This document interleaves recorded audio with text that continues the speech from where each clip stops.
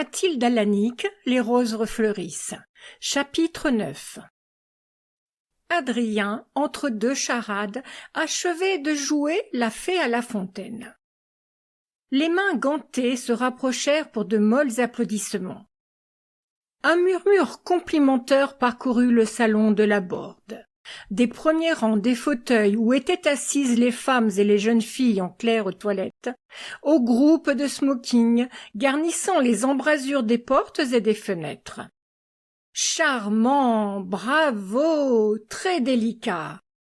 Et ceux qui n'avaient cessé de causer durant l'audition s'exclamaient plus haut que les autres. Madame Marcenat sourit.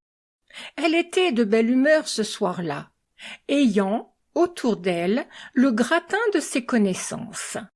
Des cousins du Bordelais, des amis parisiens, quelques voisins de campagne, tous gens très en train, correspondant à ses goûts. Ses hôtes étaient vraiment gentils de faire bon accueil à son protégé. « N'est-ce pas que j'ai eu la main heureuse en dénichant ce petit artiste ? Attention, je suis du prochain numéro, je cours m'habiller. » Souple dans l'étroite tunique de crêpe vert d'eau qui la modelait comme une draperie humide, la jeune femme grimpa en courant l'escalier fleuri et gagna son cabinet de toilette. Vite installée devant sa psyché, servie par une adroite et prompte camériste, Madame Marcenat se mit en devoir de préparer sa tête avec le soin d'une comédienne professionnelle. Tout en tripotant avec dextérité les pommades, les flacons, les tubes et les poudres, Odette adressait une grimace à son miroir. N'était-il pas exaspérant de voir persister, malgré les mixtures, les panacées, les laits de beauté, ces diaboliques boutons qui marbraient son teint et l'obligeaient à garder une épaisse couche de fard, au risque d'achever le désastre. Après tout, cette peinturlure blanche et rose, franchement étalée, ne manquait ni de piquant ni de charme. Ainsi Odette ressemblait-elle mieux encore à ces pimpantes marquises de Fragonard ou de Lancret auxquelles on l'avait si souvent comparée. Et sous ce frais badigeonnage, la vie restait possible, la vie telle qu'elle la concevait, c'est-à-dire pleine de mouvements, de gais propos, de jeux, de rires, de hardis chevauchés. Foin des médecins maussades et de leurs conseils écœurants, régime, chaises longues, patience, repos, merci. Ce serait bien assez de rester immobile après le grand saut final. L'ennui lui paraissait 100 fois plus redoutable que la mort. La mort, qu'est-ce après tout? Un instant désagréable à passer. Et puis, Dieu est si bon. Mais retomber sur soi, se tasser avec mélancolie, brrr, il viendrait toujours assez tôt l'âge fatal de la retraite. Alors, n'ayant plus de force pour le plaisir, Odette, rapprochant sa bergère du feu, se résignerait au calme bourgeois et au conjugal tête-à-tête. Elle ne haïssait pas son mari, puisqu'il avait le bon esprit de la laisser libre. Elle lui reprochait surtout de prendre toujours les choses sérieusement, ce qui le rendait triste et ennuyeux. Il ne pouvait se comprendre. Cela arrive tous les jours. Mais divorcer, oh mon Dieu, pourquoi faire? La chaîne se faisant si légère, à quoi bon la rompre brutalement? Le système de la paix armée, adopté par les grandes nations, est aussi de pratique excellente dans la vie privée. Nonobstant, il fallait jouir, sans perdre une heure, des plaisirs de son choix. Quel programme cette semaine, la grande semaine automnale de la Borde, avec la série des invités favoris et camarades. Hier, chasse. Aujourd'hui, comédie. Demain, rallye paper. Oh, une course fantastique, à tout crin par Vaux et par Bois. La jeune femme en frémissait d'impatience joyeuse, comme une petite pouliche ardente qui va piquer un galop. En scène maintenant, en scène. Quelques minutes plus tard, madame Marcenat surgissait sur la petite estrade, costumée en highlander, le béret crânement incliné sur sa chevelure poudrée d'or rouge, et, les bras croisés, dansait une gigue endiablée, digne d'une étoile de music-hall. Rappelée, acclamée frénétiquement, elle remercia les spectateurs en sifflant un air de chasse, accompagné par le piano. Et ce fut une nouvelle explosion de rires et d'exclamations enthousiastes. Quel brio, quelle verve, une gaminerie adorable, de l'esprit jusque dans les jambes. Quelques femmes, avec une arrière-pensée malicieuse, cherchèrent du regard le mari, au fond du salon. La contenance impassible de M. Marcenat déjoua leur curiosité. Il jugeait inutile autant que ridicule de manifester ses sentiments. Depuis longtemps, tenant pour incurable la légèreté du farfadet qui portait son nom, il avait pris l'habitude de taire sa réprobation et ses révoltes. Odette était ainsi. Rien ne modifierait sa nature turbulente et volontaire. Et c'était à lui-même que Vincent Marcenat adressait blâme et reproche pour s'être donné cette compagne. Toute espérance de bonheur intime perdue, il s'était muré dans un silence hautain. Sa pensée, heureusement, gardait sa liberté d'essor, planait au-dessus des misères ambiantes. Mais lui serait-il possible de s'abstraire toujours en cette fière indépendance? Le masque impénétrable tomba une seconde, laissant voir des traits décomposés. La peur sourde, latente, qui hantait Vincent Marcenat en secret, l'agrippait de nouveau brutalement. Son regard inquiet fixa les lustres, étudia leur scintillement, puis scruta la vaste pièce où papillotait la foule remuante. La peur s'accentua, lui coulant de la glace dans les veines. L'air lui sembla soudain irrespirable. Il sortit, fit quelques pas au-delà du perron éclairé, aspira à longs traits le souffle glacé de la nuit. Mais, à ses yeux levés vers la voûte du ciel, les étoiles restèrent invisibles. Les pelouses et les bosquets s'enveloppaient d'ombres insondables. Il recula devant les ténèbres comme un enfant pusillanime. Monsieur Marcenat rentra dans la zone éclairée et bruyante pour secouer son angoisse et se fuir lui-même. Adrien venait enfin de quitter le piano. Le maître de la maison souffrait de voir, pour ainsi dire, domestiquer l'artiste. Il ne manquait jamais l'occasion de lui témoigner son estime par des égards marqués. Et, l'accostant, la main tendue, « Bonsoir, Gerfaut, » dit-il affectueusement. « Je n'avais pu encore vous joindre ce soir. Comme toujours, je suis arrivé ici très tard. Mais, aujourd'hui encore, j'ai entendu parler de vous à Poitiers. On y apprécie extrêmement votre talent d'organiste. » Le Magnificat, chanté par le choral mélusien, avait fait sensation à la cathédrale. Sur ces entrefaites, M. Beauffremont, l'organiste de Saint-Pierre, s'étant trouvé souffrant, Adrien accepta de suppléer pour quelques semaines le vieux maître qui, le premier, avait reconnu sa vocation musicale dès le collège.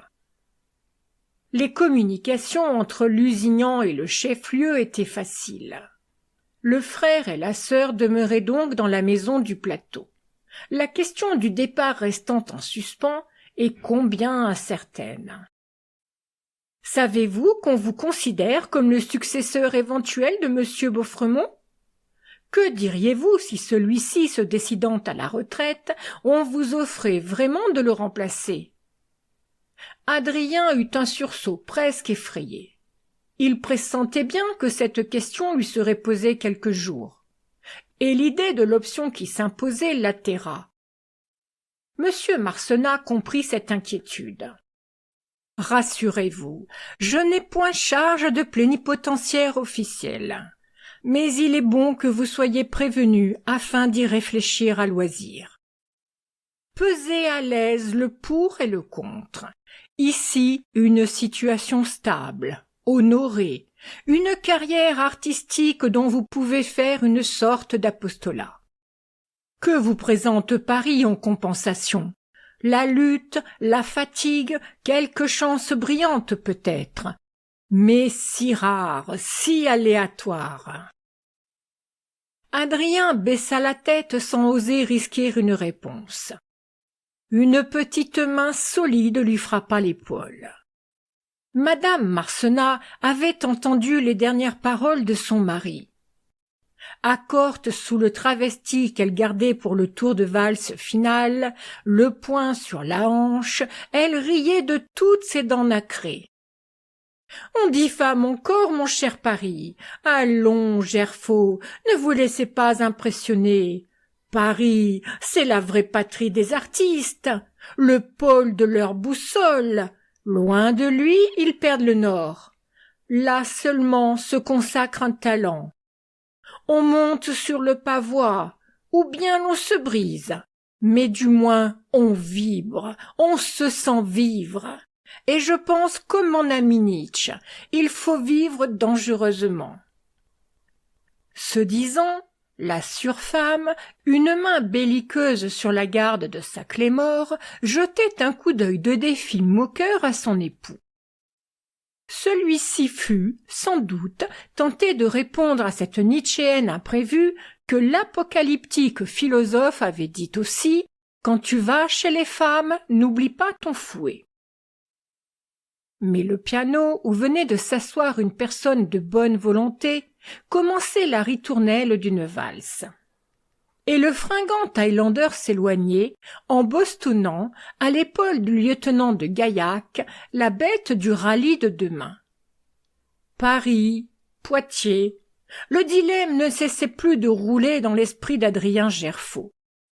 Sans trêve, il s'agita toute cette nuit même dans le sommeil, et reprit son martèlement opiniâtre, tandis que le jeune artiste se rendait à la gare de Lusignan le lendemain matin. Une messe de mariage appelait l'organiste à la ville. Adrien se hâtait sur la route. Comme il allait atteindre la station, il aperçut au loin du chemin, entre les bois roussis et effeuillés, un peloton de cavaliers et d'amazones qui, vraisemblablement, se rendaient au château de Janzeuil, point de départ du rallye. Gerfaut n'en douta plus, en reconnaissant madame Marcenat à la tête de cette cavalcade. Un voile bleu enroulé autour de son visage et de son petit tricorne, la jeune femme babillait et riait, gracieusement cambrée dans sa robe de drap sombre. Et devant cette vision d'élégance, les conseils, émis la veille, résonnaient haut et fort à l'oreille du jeune homme, comme si la voix claire, brève et gaie, lançait encore les 2 syllabes, cliquetantes comme des castagnettes. Paris, Paris, Paris, délicieux et ensorcelant Paris, aimant de toutes les ambitions humaines, fallait-il renoncer à t'atteindre et à te conquérir? Cependant, des impressions nouvelles emportaient bientôt, ce même matin, l'âme mobile de l'artiste. Pendant que l'orgue emplissait le vaste vaisseau de Saint-Pierre des allègres accords de la marche de Mendelssohn, et qu'un cortège nuptial se déroulait, à pas lents dans l'allée centrale de la nef, une étrange émotion pénétra Gerfaut. Il se demanda s'il connaîtrait jamais le bonheur sans nom de ce jeune époux qui revenait de l'autel, une compagne blonde à son côté. souhait ineffable qui ne lui était jamais venu à la pensée jusque-là et qu'il n'osait accueillir. Qu'était-il? Un raté? Un vaincu? Ah, s'il avait eu l'orgueil de s'offrir à l'aimer, les mains pleines de couronnes! Et remuant ses idées, seul dans son wagon pour le retour, le jeune homme froissait avec colère un numéro de la vie mondaine, acheté à Poitiers, dans le hall du départ, et qui publiait, en première page, une chronique de Renaud Janchère. Il montait, celui-là, et sans se soucier le moins du monde du compagnon resté en arrière. La rage de l'occasion manquée se réveilla, pleine d'amertume. Adrien se perdit en une rêverie brouillée et tempétueuse, scandée par le roulis bruyant. Soudain, celui-ci se rompit dans un choc.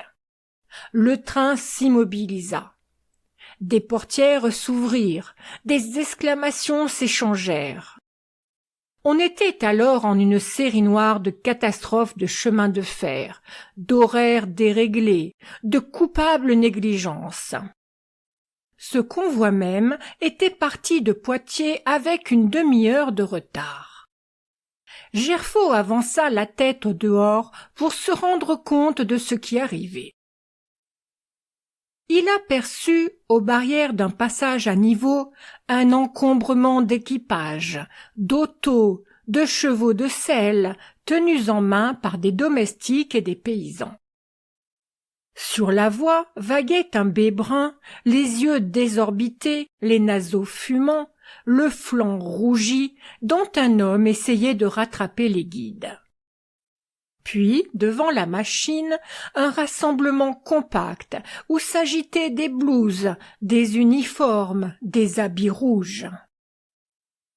L'artiste, saisi d'une singulière anxiété, allait sauter à terre afin de courir au renseignement. Mais les hommes, en lente procession, quelque chose allongé entre eux, dégageait la route. La locomotive se remettait déjà en marche. Gerfaut, debout, ne quittait pas du regard le groupe, arrêté maintenant devant la maisonnette du garde-barrière. Âprement attiré, se penchant au risque de tomber, il distingua cette chose vers laquelle se courbaient les figures terrifiées. Une forme féminine, deux petites bottes rigides soulevant le bord d'une jupe sombre, une gaze bleue sanguinolente traînant sur le sol. Le jeune homme se rejeta en arrière, transi d'horreur. N'était-ce point ce voile qui flottait, ce matin, autour des cheveux d'or de madame Marcenat? Il s'accusa d'hallucination, voulut rejeter la conjecture abominable. Mais, dès qu'il arriva à la gare de Lusignan, sans qu'il eût besoin de questionner personne, il entendit la nouvelle qui volait de bouche en bouche et confirmait son pressentiment. La forme funèbre, entrevue là-bas, c'était bien la femme qui, la veille encore, avec tant de brio, célébrait la vie intense. Elle s'est jetée comme une véritable folle, racontaient les gens témoins de l'accident. Au retard du train, la vigilance de la garde-barrière s'était relâchée. Une partie du joyeux défilé du rallye put franchir la voie. La femme, prise de peur en entendant le sifflet, poussa les portes, coupant ainsi en deux le brillant escadron. Madame Marcenat, impatiente, grisée par la poursuite, excellente écuyère d'ailleurs, se crut le temps de sauter l'obstacle et enleva son cheval. Mais sa monture, effrayée par les cris de la garde, par les mugissements de la machine, manqua l'élan au second portillon. L'Amazone, désarçonnée, alla se briser la tempe sur les rails. Un petit trou, un filet de sang, rien de plus, et c'était fini. Cet épisode tragique, digne d'une fresque macabre du Camposanto, ébranla violemment l'imagination de l'artiste et impressionna tous ceux qui avaient connu cette créature rieuse et légère, pour qui la mort semblait vraiment nécessité trop dure. Un murmure compatissant courait le long du cortège des obsèques, à Marigny et à Poitiers, où le corps fut ramené. Pauvre Odette, soupiraient les amis de madame Marcenat. Qui l'eût prévu? C'est affreux. Un philosophe mondain calma ce cœur gémissant. Après tout, allégua-t-il en rajustant son monocle, peut-être aurions-nous tort de la plaindre outre mesure. Je l'ai entendu souhaiter une fin brève et nette, désirer mourir en beauté. Son vœu est accompli. Estelle, mêlée à la foule qui prenait place dans la cathédrale, entendit cette réflexion. Alors elle chercha du regard celui qui conduisait le deuil. Que ressentait l'homme qui se tenait au premier rang, droit, blême et immobile, tandis que se déroulaient les fastes funéraires et que les prières imploraient le repos éternel pour l'âme futile qui avait traversé la terre dans un bruit carnevalesque de grelots. Sans doute songeait-il à ce qui aurait pu être et à ce qui avait été, à tout ce qui avait dépendu de la poupée fragile gisant sous le grand catafalque. Elle emportait dans la tombe la jeunesse de Vincent Marcenat, et il pouvait pleurer sur lui-même, aussi bien que sur la morte à laquelle il avait certainement accordé le pardon.